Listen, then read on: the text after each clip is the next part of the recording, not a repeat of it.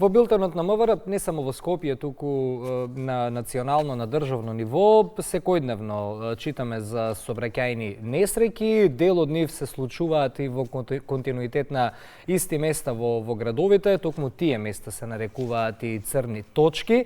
Дали нешто се спроведува на терен, сега за сега, освен поставување на пешачки премини, не гледаме некои други решенија. Затоа разговаравме ние од некои од минатите емисии на Македонија наутро. Но затоа тука се кампањите од Републичкиот совет за безбедност на сообраќајот на патиштата, кои што за среќа даваат резултати. Зборуваме за едукацијата на возачите. Но колку е само ова доволно и оваа 2025 година во однос на кампањите што ќе биде во фокусот, ако зборуваме за тема црни точки во сообраќајот, утрово од разговорот на колегата Мартин Николовски со Дејан Андоновиќ од Републичкиот совет за безбедност на сообраќајот на патиштата. Која е нивната локација? Да видиме која е нивната локација. Мартин, добро утро.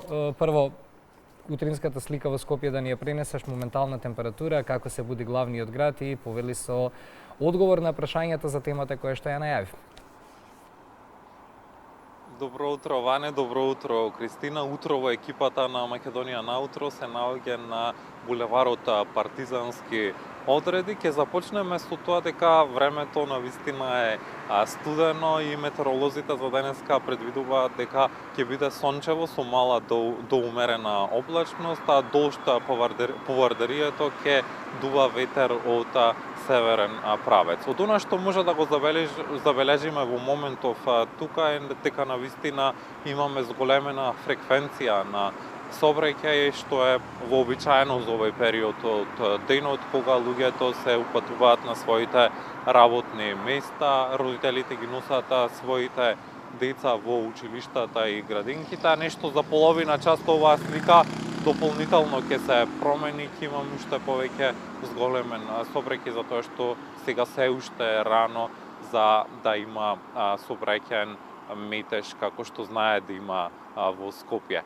Инаку, сообраќајната статистика покажува дека најчестата причина за сообраќајни незгоди се неприлагодената брзина, не држење на страна и правец и непочитување на правилата за првенство на минување, нешто што секојдневно сме сведоци, како што споменавте и вие во билтените на Министерството за внатрешни работи за сообраќајни незгоди што се случуваат секојдневно по улицата и патиштата, не само во главниот град, туку и во сите останати општини во Македонија, а пред неколку денови бевме и сведоци на сообраќајна несреќа во која што беше жртва млада девојка овде во Скопје. Утрово на оваа тема разговараме со Дејан Андоновиќ од Републичкиот совет за безбедност во сообраќајот на патиштата. Дејан, добро утро, добре дојдовте во Македонија наутро.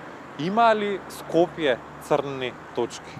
Па секаде има црни точки, се разбира дека има црни точки. Што се црни точки? Црни точки се делови каде што поради околностите се отвара можност за некаков евентуален сообраќајен инцидент.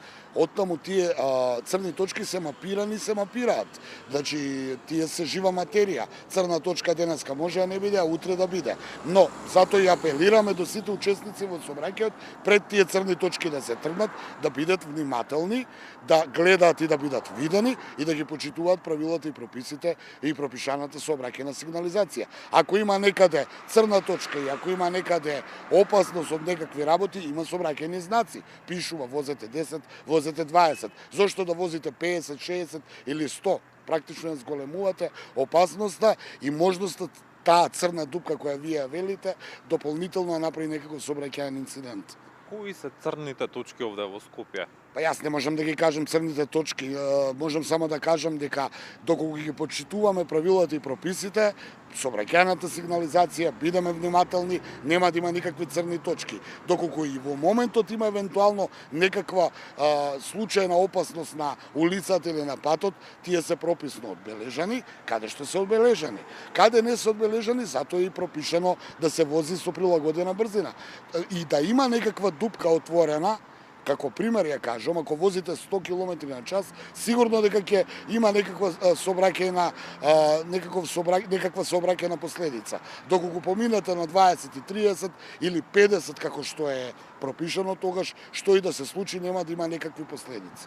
Дејан, можеби не можеби, туку сигурно сообраќајната некултура на граѓаните, на пешаците, на велосипедистите и на возачите се причината за големиот број на сообраќајни незгоди што се случуваат.